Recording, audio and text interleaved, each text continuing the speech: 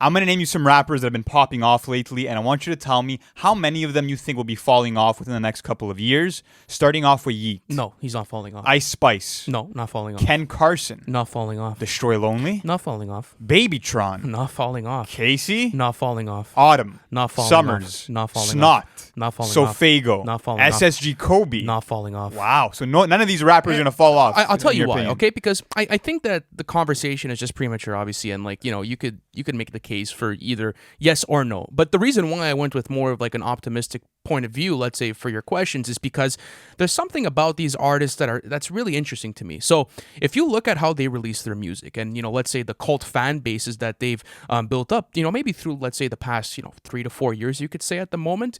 A lot of these guys are marketing their music through their fan bases and through these niches of people that really fuck with them as a whole. And I mean, if you look at, let's say, some rappers that fell up from the previous generation, so let's say that 2016 SoundCloud era, example, Pump, let's say someone like Smoke Perp, let's say someone like 6ix9ine, the music was fueled by antics, and there's only so much that could go into that. Whereas if with these guys here, they're dropping projects that people are absolutely fucking with. So for me, it's kind of a case of like, okay, I might not be a fan of the music, but you can't deny the fan bases that they're garnering and the hype that they have around their music. I do think, though, that like in the streaming era, it's very quick and easy to blow up compared to previous generations, but it's very hard to stick around long term. And I think that's something that some of these artists might struggle with. But you can't deny the success that they're having right now, because it seems like this new batch of artists are poised to become that SoundCloud Wave 2.0, Absolutely. where they have the youth rallying behind them in a sense where a lot of these artists are making music that I would consider rage rap music, where they have synth-heavy production, hard-hitting trap drums. They go for vibes over substance. And I feel like this is a new sound that this new youth can claim as their own, and that's why they're going to back up this movement. But going into these rappers, I feel like they're poised to maybe become that next generation that explodes in the mainstream. Because, for example, if you look at the lineup for Rolling Loud Miami 2022, you had names such as Snot, you had Ken Carson, SSG Kobe, Destroy Lonely, Lucky, Jaleel, Cash Dami, all artists who have kind of been grouped together to be this next movement. Not only that, but all the rappers I just named, they all have over 1 million monthly listeners on Spotify. Yeah. They all have massive followings on social media. Some of them have been featured on XXL freshman lists. Then you have artists like Sofago, who got signed to Travis Scott's Cactus Jack label. Yes, you have Ken Carson, Destroy Lonely, signed to Playboi Carti's Opium label. So not only are the fans fucking with them, but the industry is putting their attention behind them. And even artists that are the biggest in the game right now seem to be invested in their music. Absolutely, as they should be, because I think these guys right here have the perfect recipe to be able to move on with their career. And I was having this conversation with Nick and Young Choi the other day at his studio, and we were talking about how most of the rappers on this list kind of make unconscious music, whereas if maybe 10 years ago it was more conscious, it was a lot more lyrical, it was a lot more substance-based. But who's to say what's better and what's worse for a listener? And especially within this new generation, a lot of these kids like to listen to these people live. A lot of people like to listen to it in social settings. So, I mean, it's not going to be your cup of tea to listen to a lyricist every single day. So I think that obviously they're going to have sounds that are going to be able to appeal to a mainstream hip-hop audience. And I think it's cool the way that they're doing it, because yes, you do find some overlapping similarities. Example, in someone like, I would say here, I'm going to pull up the list over here, Destroy Lonely and Ken Carson, you find similarities within their sound. I'll tell you this about them, bro. Yeah. When I listen to songs, for example, like Veteran, that feature Ken Carson and Destroy Lonely, I literally cannot tell them apart. But when they transition from one rapper to the next, I have no idea. I'm clueless. And I challenge you to listen to that song, Veteran, and tell me if you can actually pick apart when they transition. Because that's the thing that I think worries me the most about this new generation of rappers, is the component of originality. I feel like a lot of them are trying to fit into a style rather than branch out on their own and have their own distinct sound and voice as artists. And that's been a long-running kind of narrative that the artists that Playboi Carti signed sound just like him. But I want to counter you here. I want to play devil's advocate. Sure. I feel like that's been a narrative with every single fucking generation that has came up through hip-hop. I totally disagree, bro. Absolutely. Let's take it back to the SoundCloud generation. Okay. You have Kodak Black, who brought in this bluesy songwriting style, this level of emotional intelligence, this southern aesthetic that was old school, but also felt new school. I just want to prove my point. But I didn't even finish my point yet. I said a sentence before you went on your rant. What I wanted to try and say is that back then in that 2016 era, everyone considered people from that era, mumble rappers. Oh, these guys are mumble rappers. They all fall with the same thing. Denzel Curry was part of that era, and that SoundCloud and scene. You had Anderson he wasn't Paak there. called. You had your outliers. Obviously, you're not going to find those types of artists on this list. What I'm saying though is that I feel like there's still that same general statement around this. It's just that they're so premature into their career. How could you say that they found their sound yet? These guys need time to do it. Example, someone like Snot dropped his first project in 2018. I mean, that's 4 years in. Like, you still need time to be able to garner certain sounds and really develop into your own and get Absolutely, reception. but I'm talking about the music that I'm hearing right now. It sounds like not every single artist on this list are the ones that we're speaking about, but I feel like a large majority of them seem to be drowning in their influences, to be totally honest with you. Even looking at Snot and his latest Ethereal album, when we reviewed that album, we were speaking about how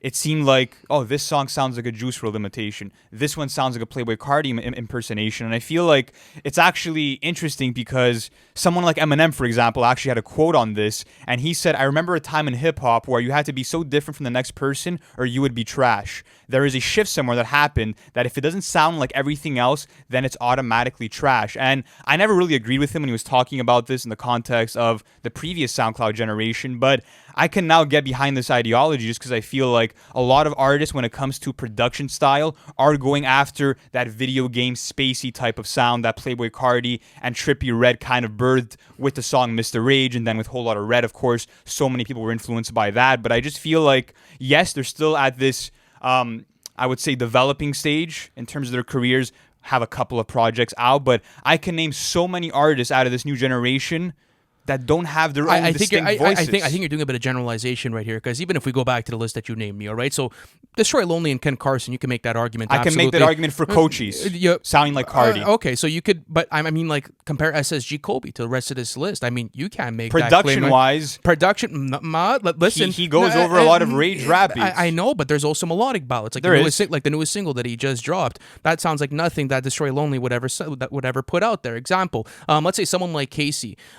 I think Casey is one of the most unique and original artists out there. I wouldn't put Casey in the combo, but that's what I'm trying to tell you though, is that, like, yes, obviously there's going to be some overlapping production styles, and there's going to be that, but we need to see time, go past to be able to say that what I'm telling you right now, the way that I stand on this is that I don't believe that many artists that we're speaking about will have the impact that an XXXTentacion had. When I first heard Look At Me, that chaotic mess of a song where it was trap mixed in with metal, and you had this distorted production, you had these vocals that were poorly mixed, that was intentional. That was to sound unlike any other hit that came out in 2016. I feel like no songs or artists are really giving me that feeling of like, wow, this is innovating the scene right now. Yeah, but I mean, like, there is a certain innovation going through it, because yes, besides Playboi Carti having 3 studio albums out right now, if you want to consider self-titled, do you think self-titled's considered a mixtape? Considered a mixtape more, but I think people consider it as like his debut album. Regardless, he has 3 projects out right now, right? Like, okay, I mean, that's 3 projects out of a sea of shit that's coming out of the industry right now. So I mean, even someone like Yeat, I don't know anyone that's doing Yeat's sound right now or that has this type of performances. How do you feel about Yeat in terms of just originality, the future of his sound? You think that it could get stale? Because based on the projects I've heard from him so far, including Life, some of his earlier projects, I don't really hear him, I would say, evolving too much from one project to the next. And I feel like one issue that I have with his music, although I think it's super cool the way that he's branded himself in terms of his look with the scarf, with the snapback, he's really making himself stand out from an aesthetic point of view. And I also think the way that he's kind of developed his own language, bro, in terms of using words like Twizzy, talking about Tonkas. When I'm listening to his projects, I get so lost from one song to the next, and I feel like they all low-key bleed into each other. Yeah, but no one's making albums anymore. But what I'm telling you is that I feel like a lot of these artists are making these directionless albums where they're writing out their influences more than forging their own sounds. But why would they? Why not have a vision? Playboi Carti had a vision with Whole Lotta Red. Because the thing there was a theme and mood behind that album. Because that's Playboi Carti. Playboi Carti was established since like 2017. You're talking about guys that started releasing this decade. A lot of these have 3-4 projects out, though. I remember when Playboi Carti came out, there was everyone saying that this guy's going to fall the fuck off. You can't even tell what this guy's saying. When you heard Magnolia, you thought he wasn't going to last? Bro, listen, I was 17 years old. So, I mean, obviously my judgment on music back then is not as, I would say, say developed as it is right now, but there was a fuckload of people in the community saying that Playboy Carti was not going to last because this is mumble rap and it's not traditional to what it is. But example, okay, let's talk about the Yeat situation that you were trying to go off of. If you go to his first album, well, let's say first project called Wake Up Call in 2019, and you go to his newest stuff, Life, I wanted to do a bit of a comparison because I knew this conversation would probably come up. They sound nothing alike, bro. It's nothing alike. And that's what I'm trying to say, though, is that this whole conversation has to be based on progression of the sound. What if you compare it to Two Alive, which came out what, the beginning of this year or last? You want a guy to completely switch up his sound and aesthetic in the matter of a 365? Like, I don't know. I want the guy to have a project that sounds different from one to the next, not completely changing his sound and fucking morphing into a totally different artist. And another thing too is that like this whole debate about having, I don't expect Yeat to become a fucking singer, bro, but I expect some evolution to some degree. Of course, and he's using different productions. Obviously, people are going to stay within their production realms and use similar things because that's what's working for them, but it's going to be this gradual process over time. But another thing too is that like, okay, you could argue that like most of these guys are not album artists, but I see a fuckload of people saying that Life has direction. People are enjoying it. People saying that's a step up. Tell me the direction there is in Life. I mean, the first thing I want to say about Life is that I need to give it more listens. I really need to understand the project. I feel like I'm a bit uneducated speaking upon it, just because I may be only directionless. I'll save you the trouble. I may be only 2 to 3 listens in. It's visionless. I'll save you the trouble. I don't think it's visionless, bro. Because when Yeat's in the studio, I don't think he's sitting there and being like, okay, I'm going to cater to Luca Guarini and Anthony D'Alessio from NFR Podcast. I want a concise album that's 24 minutes, 7 songs, full of lyricism and a single. I never asked for full of lyricism. But the problem is that the thing with Yeat is that when it comes to his subject matter, I understand he likes to focus it in on certain subjects. That's totally fine. But the amount of times he mentioned his Lamborghini Urus on that Life project, bro, at least show me the rest of the fucking car garage, bro. At the end of the day, I know, but like, the words are so repetitive. A lot of the hooks are focused around one word being repeated, not even a phrase, one word being repeated for the duration of them. And I just feel like there's a lot of hype around him right now. He's definitely killing it, bro. He had a song for the Minions movie, collected a $1 million bag off of that. His songs are being featured in Nike commercials, on shows like Euphoria. The guy is going places. I'm just not personally a fan of the music, and I feel like he's not adding anything to the greater progression of this genre. Who knows? Maybe I don't know, okay. though. So that's what I'm trying to say, though, is that like inspiration is always seen over time. So someone like Yeat, you might only see his inspiration and what's come out of that maybe 5 years down the line. Like to say right now, because Life only came out a couple of weeks ago, maybe. Yeah. So to say that Life was directionless and there's no impact, I think is just way too early. I didn't say there's no impact. I said it's visionless. Yeah, but I mean, how, bro? Like there's so many people connecting to it, especially within his fan base. Maybe the vision for the project I'm saying it feels like a bunch of songs just thrown onto a track list. It has no consistent mood to me. It has no real theme. But okay, so I'm gonna finish my thought, and then I want to go into another thing about like just overall album direction in 2022. When you're talking about someone like Yeat, maybe the vision was to have a track list just full of bangers that people could play at parties and within their cars. That's maybe what that's the vision. That's gonna make me view you as a singles artist over time. But I mean, at the end of the day, maybe that's what they want. Because why? Like we've already spoken about this, how attention spans are getting absolutely destroyed right now. So if you're an artist and you're putting your effort into this music, and obviously you got to put food on the table. Like no one's there to do shit for free, in my opinion, and they shouldn't be, because people should value their art. My bad, my thing was on.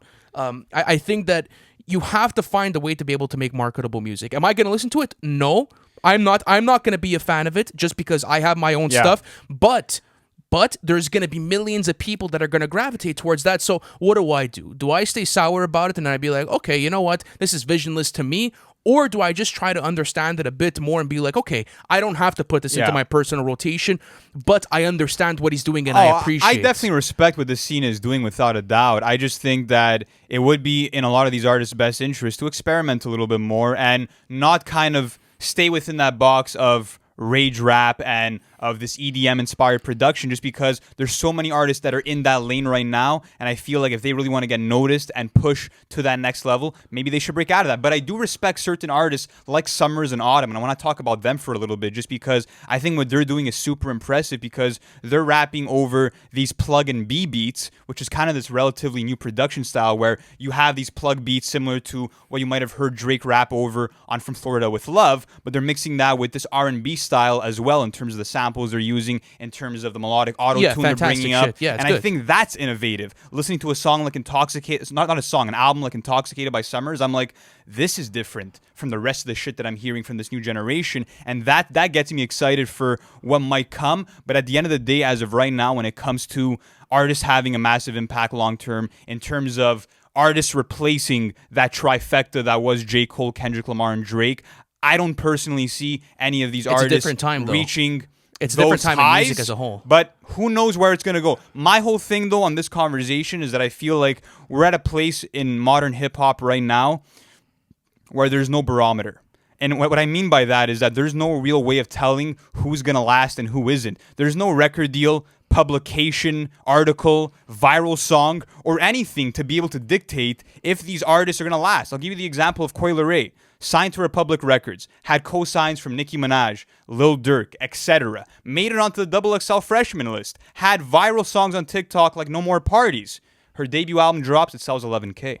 I know. And I feel like that's going to be the case for some of these artists where, yes, it might look like they're doing well musically and they might have a couple of, viral moments, but will that translate to long-term success? I don't know. There's no barometer right now. It depends what an artist decides to do with, his or her career. Like, example, if you want to be a singles artist right now in the 2020 decade, it's probably a smart idea. I'm being honest with you because, example, people like you and I, okay, and like our community is hyper focused. I want you to keep that in mind while I'm having this conversation and making my point.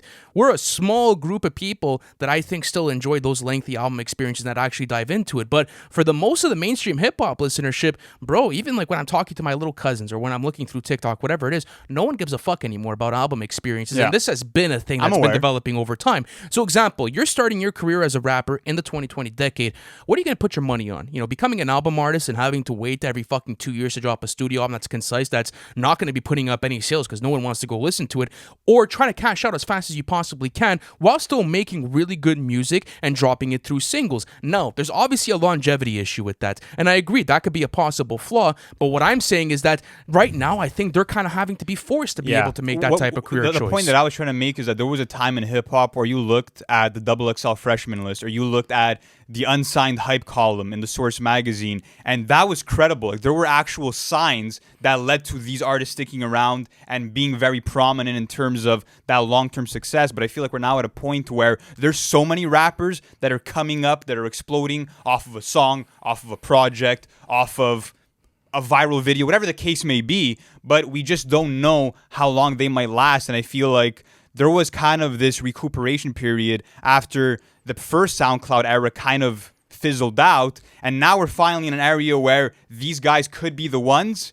I'm just unsure of it. No, and I think, because as we mentioned at the beginning, I think that it's always a shot in the dark with these types of conversations because you don't know what's going to be happening in 5 years from now. Yeah. If anyone tells you they do, well, I mean, just walk away from that conversation because it's absolutely bullshit. But looking at what they're doing right now, I do think that these people are going to have a very, very, very good career, whether that lasts 2 years, whether that lasts 5 years, or whether they end up in a fucking Hall of Fame ballot. I don't know, bro. Who knows what's going to happen? Last question for you, though. And I want to ask you one more thing. Okay, go for it. Then I'm going to ask you my question. Okay. I wanted to ask you, do you think that this rage rap production style will be as prominent as let's say trap or drill has been in recent years? Do you think it can get to that point? It's hard to tell. I mean, maybe not. You have to see what happens with it. But like, there's other artists that are still so fresh and new on the scene that could definitely innovate shit in a different way. Example, look at Baby Keem.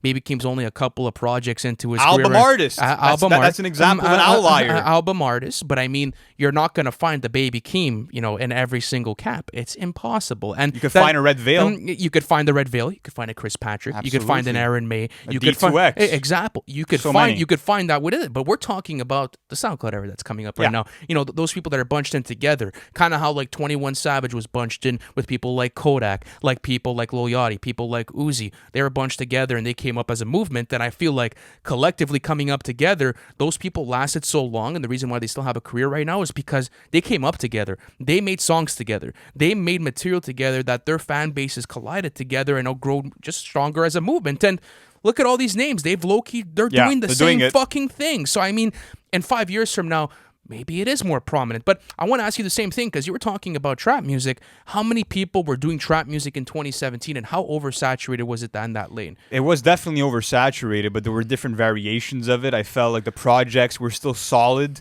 within that late 2010s period when you're looking at albums like So Much Fun or Without Warning by 21. But I look like someone like, let's say, someone like Yeat or Ken Carson or Destroy Lonely. Yes, Ken Carson and Destroy Lonely do have overlapping similarities in their music, but they don't make the same music that Yeat's making right now. It's completely different in my opinion. Production style, I think, is very similar. I mean, why? Because they're using the same synths, but I mean, even at that, the vocal performances, the flows, the content matter within it, the way that they're delivering it's their that tracks, hyper-aggressive vocals, the ad-libs, bro. There's a lot of similarities vocally to me. But I mean, there's always going to be those similarities within the generations, because that's going to be the vibe coming through. I mean, you have to cater to a fan base and a group of people that are coming up with it. So listen, guys, it's a very interesting conversation, and I think you look at any of these artists, you want to wish them success and you want to see them go through with their careers, because not only does it better their lives, but it betters the genre and you get to get more material. So let us know how you feel about this whole conversation in the comment section, guys. Thank you so much for watching, and we'll catch you in the next one.